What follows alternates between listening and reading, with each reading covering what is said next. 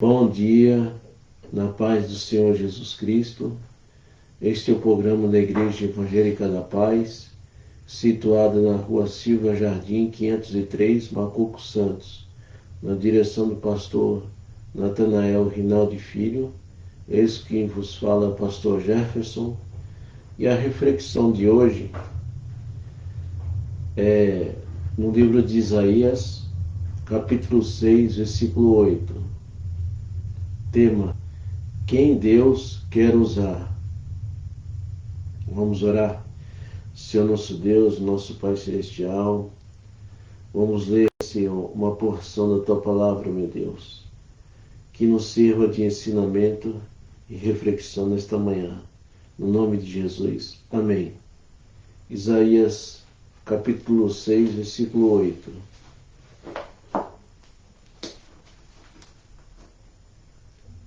Depois disso, ouvi a voz do Senhor que dizia: a quem enviarei e a quem há de ir por nós? Então disse eu: eis-me aqui, envia-me a mim.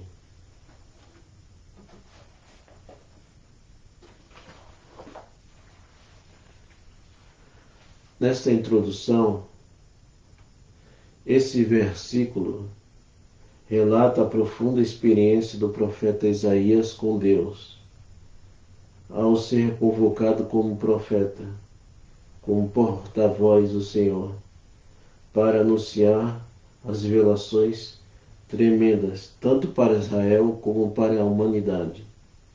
Vamos analisar aqui 4 questões fundamentais que Deus quer usar, onde Ele quer usar essas pessoas, porque Ele quer usá-las e quando deseja usar uma pessoa. Agir com arrogância é menosprezar e maltratar especialmente os que se encontram em uma posição social inferior. Para sermos usados por Deus, é preciso primeiro deixar morrer a arrogância dentro de nós. Antes do chamado divino, a expressão depois disso, que inicia Isaías 6:8, antecede a comunicação direta com Deus, de Deus com Isaías. Podemos constatar que Deus tem um tempo determinado para realizar seus propósitos.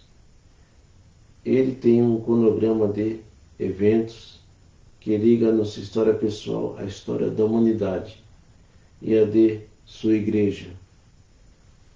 A chamada de Isaías nos ensina algumas lições importantes que aprendemos que a altivez precisou ser ferida. Diz a Bíblia que a altivez de espírito procede à queda. Para que se concretizasse a chamada de Isaías, foi preciso que o rei Uzias morresse. Deus pretendia anunciar o juízo e a restauração de Israel. Isaías foi levantado para proclamar o duro juízo que se abateria sobre o reinado do sul. Israel precisava converter-se para que depois desfrutar de um reino de paz e um governo governado pelo Messias. Isaías foi purificado e depois enviado. Isso é o que lemos em Isaías 6:6, em que o anjo toca os seus lábios com brasa viva e tirara do altar como atenais. Vamos ver isso em Isaías 6:6.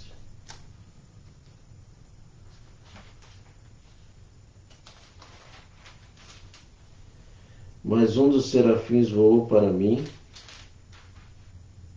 trazendo na mão uma brasa viva que tirara do altar com uma tenaz. E com ela lhe tocou a minha boca e disse: eis aqui isto tocou meus lábios, e tua iniquidade foi tirada, e purificado do teu pecado.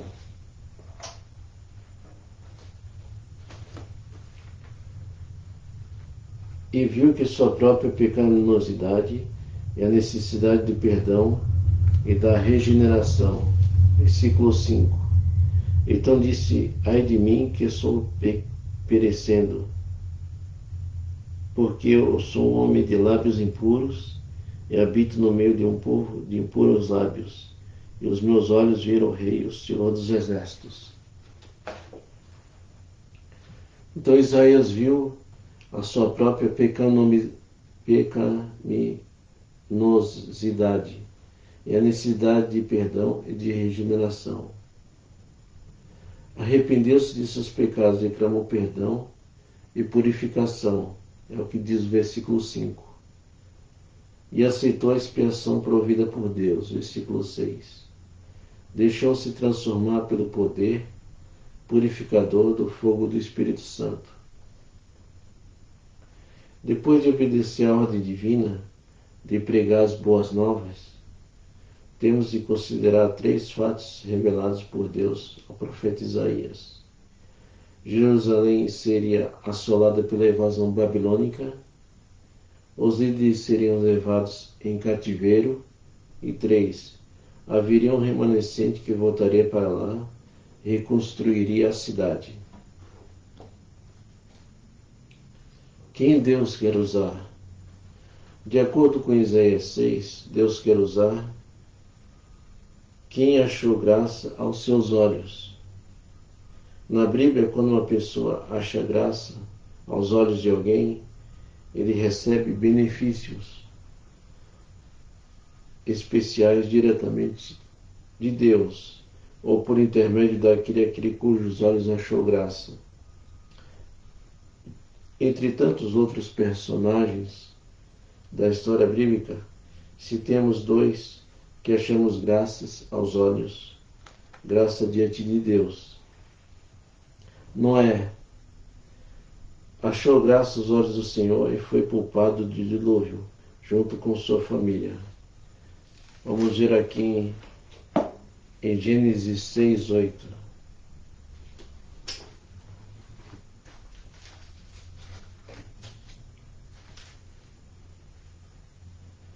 Gênesis 6:8. Noé, porém, achou graça aos olhos do Senhor. Agora 8, 21 e 22. Gênesis 8, 21 e 22.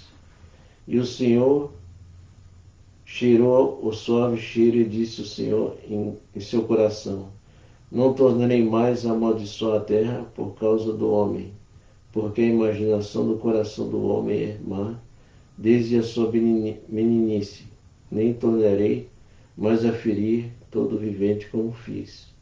Enquanto a terra durar, sementeira e cega, e frio e calor, e verão, inverno, dia e noite não cessarão. E agora Gênesis 9, versículo 1. E abençoou Deus a Noé e seus filhos, e disse-lhes: frutificai e multiplicai-vos, e enchei a terra. Então nós vemos aqui que Deus achou graça aos olhos do Senhor e foi poupado do dilúvio, junto com sua família. Então Noé foi poupado e sua família do dilúvio. José achou graça aos olhos do Senhor e de Potifar, por isso abençoou, sendo colocado como administrador da casa desse oficial do exército de Faraó. Vamos ver isso em Gênesis 39.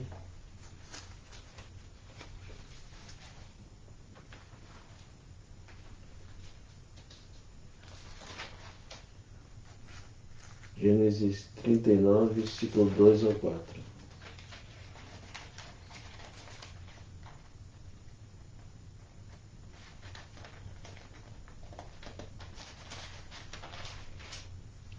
Gênesis 39, 2 ao 4. E o Senhor estava com José, e foi varão próspero, estava na casa do seu senhor egípcio. E vendo, pois, o seu senhor, que o Senhor estava com ele, e de tudo quanto ele fazia, o Senhor prosperava em sua mão. José achou graça aos seus olhos, e disse a ele, o pôs sobre a casa e entregou à sua mão tudo o que tinha. Então nós vemos aqui a prosperidade de José. Quem teve uma impactante experiência com ele? Considerando o processo de purificação ao qual o profeta Isaías foi submetido antes de ouvir a voz de Deus, concluímos que o Senhor quer usar pessoas que tenham tido uma profunda experiência com Ele e aceitam voluntariamente o seu chamado. Quando nós temos um encontro com Cristo, resplandecemos a experiência, a imagem de Jesus. Quem mantém comunhão com Ele? O Senhor perguntou a Isaías e respondeu: a quem enviarei? A quem há de ir por nós? Então disse: eis-me aqui, envia-me a mim. Isaías 6:8. No versículo 9, Deus retrucou: vai e diz ao povo: ouvi o fato de não entendeis e vedes em verdade, mas não percebeis. Travou-se então um diálogo entre Deus e o profeta. Isso quer dizer que o Senhor não é um ditador que dita, ordena o tempo e todo e nunca deseja ouvir o que seus súditos e servos têm a dizer-lhes. Quem está disposto a obedecer? Com base na reação de Isaías, a voz de Deus, concluímos que o Senhor quer usar quem está disposto a obedecer ao seu chamado. Vemos que Isaías se prontificou e disse ao Senhor: eis-me aqui, envia-me a mim. Depois de uma experiência marcante na presença de Deus, o profeta resolveu colocar-se à disposição do Todo-Poderoso. Quem reconhece as suas limitações? Moisés foi um exemplo típico de pessoa que reconheceu as suas limitações. Ele disse: Senhor, eu não sou um homem eloquente. Êxodo 4, versículo 10.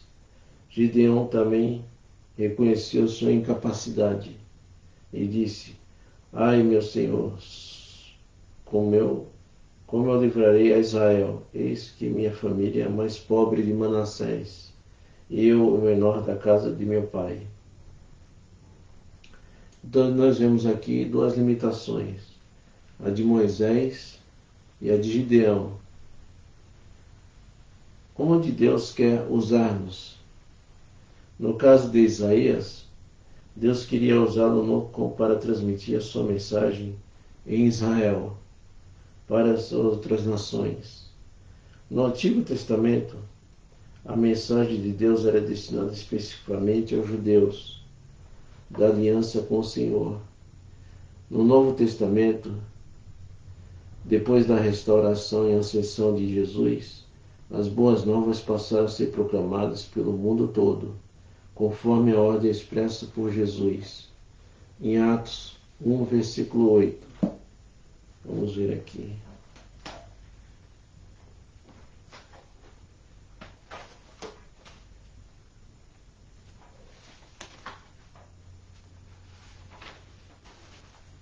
Atos 1, versículo 8.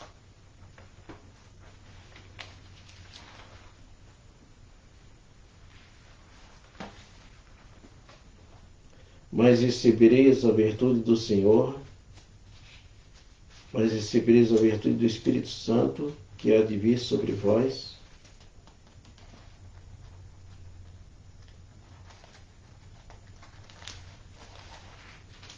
e sereis testemunhas tanto em Jerusalém, como em toda a Judéia, Samaria e até aos confins da terra.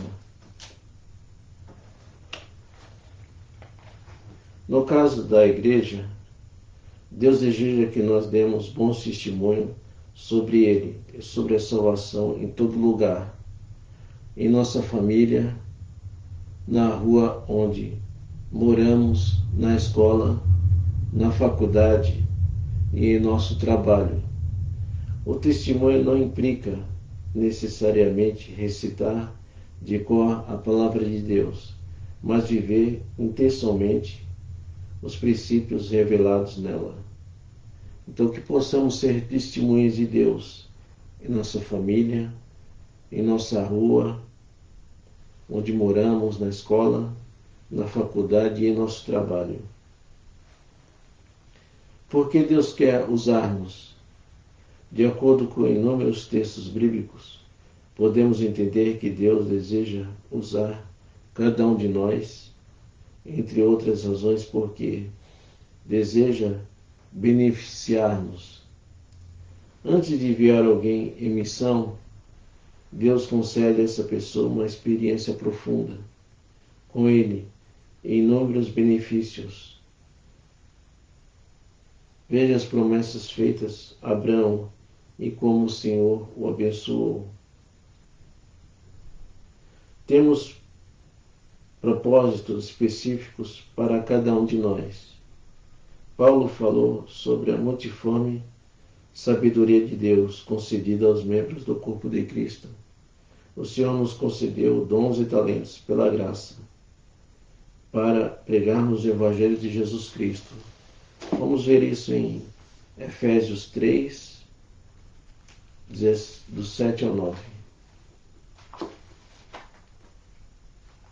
Efésios 3, do 7 ao 9. No qual fui feito ministro pelo dom da graça de Deus que me foi dado segundo a operação do seu poder.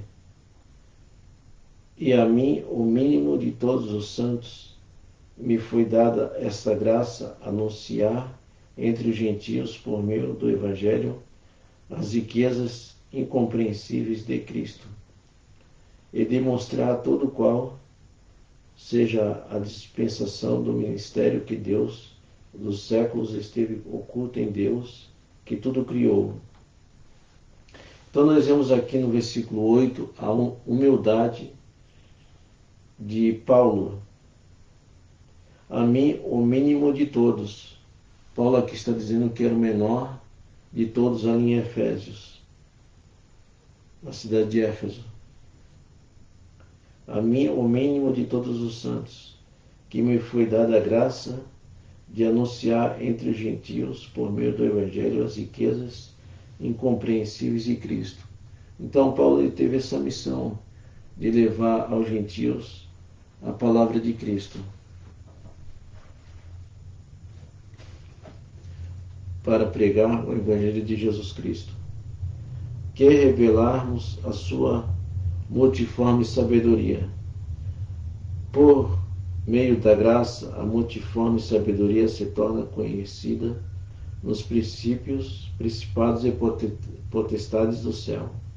O Senhor nos usa tendo em vista o fato de seus caminhos e propósitos serem infinitamente maiores do que os nossos, e de caber de nós mesmos colaborarmos com sua obra.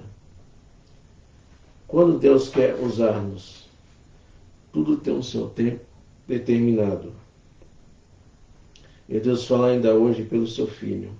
Só nos resta saber a hora certa para começarmos a testemunhar a salvação que nós recebemos, e Ele nos usa. Então Deus, Ele quer nos usar. Deus quer usar você que é pastor, você que é presbítero, você que é diácono, você que é um evangelista, você que é um missionário. Deus quer te usar, você que é serva de Deus, que prega o Evangelho. Deus ele quer te usar. Então dê lugar.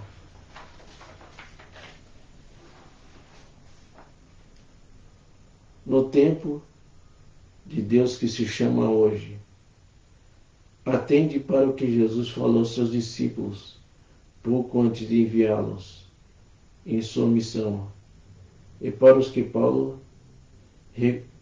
recomendou aos romanos e a Timóteo. Vamos ver isso em Romanos 13, 11. Romanos 13:11. E digo, reconhecendo o tempo, que já é hora de despertarmos do sono, porque a nossa salvação está agora mais perto de nós do que quando aceitamos a fé. Então aqui Paulo fala para os cristãos de Roma que, e digo isso reconhecendo o tempo, que já é hora de despertarmos do sono. Aqui Paulo está dizendo sobre a volta de Jesus, o arrebatamento. É hora de despertarmos do sono, porque a nossa salvação está agora mais perto do que quando aceitamos a fé. Então, que possamos trabalhar na obra do Senhor enquanto é tempo, trabalharmos até a volta de Cristo, até o arrebatamento. 2 Timóteo 4, 1 e 2.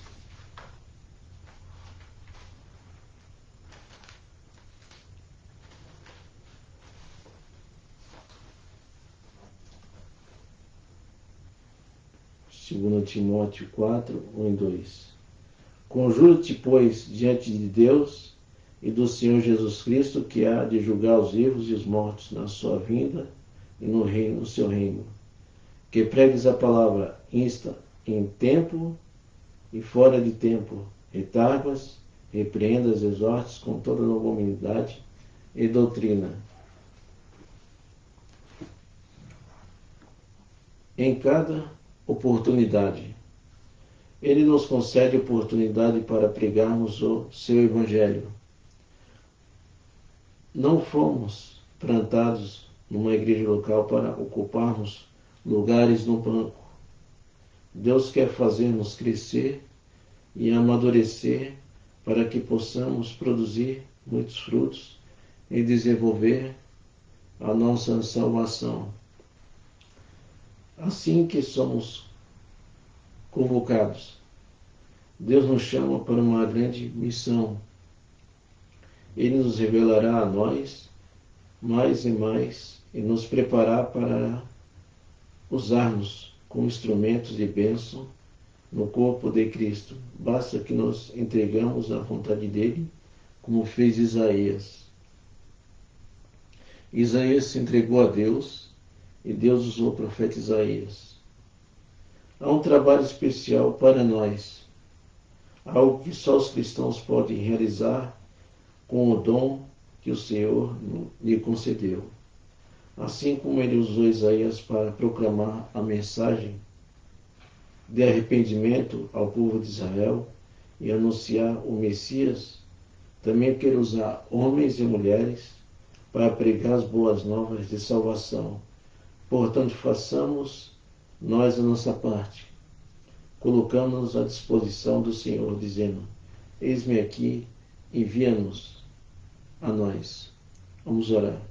Senhor nosso Deus e nosso Pai Celestial, nesta palavra, Senhor meu Deus, o Senhor nos mostra aqui no livro de Isaías, no capítulo 6, meu Deus, que Deus chamou Isaías para uma grande missão, que era proclamar o Evangelho aos gentios, ao povo de Israel. Meu Deus, assim como o Senhor usou Isaías, o Senhor quer nos usar, meu Deus, para que possamos pregar o Evangelho em nossa casa, em nossa família, em nossa rua, em nosso trabalho, em nossa faculdade. Meu Deus, abençoe, Senhor, os teus filhos e filhas que querem, meu Deus, que tenham desejo de proclamar, Senhor, meu Deus, o Evangelho de Cristo, meu Deus, aos perdidos, Senhor, meu Deus. Que o Senhor possa, meu Deus, nos usar, Senhor, nesta última hora, meu Deus. Como disse Paulo, despertemos desse sono, meu Deus. Que o Senhor possa despertar, meu Deus, a tua igreja nesta última hora, meu Deus, para pregar o Evangelho, meu Deus, para cada cidadão, para esta cidade, Senhor, meu Deus. para este país, Senhor Jesus. Ó Senhor, o Senhor venha nos abençoar, meu Deus, na proclamação do Evangelho, meu Deus, nas redes sociais, através do Facebook, do YouTube, meu Deus, através da evangelização nas ruas. Senhor, meu Deus, abençoe cada evangelista, cada missionário que proclama, Senhor, meu Deus, a Tua palavra, Senhor Jesus. Meu Deus, abençoa os presbíteros, os pastores, os diáconos, os jovens, as crianças. Meu Deus, abençoa, Senhor Jesus, as servas de Deus. Abençoa, Senhor, meu Deus, essa pessoa que se encontra enferma, meu Deus, em sua casa, em um hospital, meu Deus, vai de encontro, Senhor. Essa pessoa que está numa UTI, numa CTI, no pronto-socorro. Visita as suas crianças na maternidade. Visita os asilos. Visita o órfão, a viúva. Meu Deus. Que a tua palavra, meu Deus, possa ser proclamada a cada dia, Senhor. O Senhor venha abençoar a Igreja Evangélica da Paz, onde a tua palavra é proclamada, meu Deus. Nós temos um lema, seriedade na palavra, Senhor, meu Deus. Que possamos ser proclamadores do Evangelho aqui nesta igreja. É o que eu te peço, no nome de Jesus. Amém. Que Deus te abençoe e fique com Deus.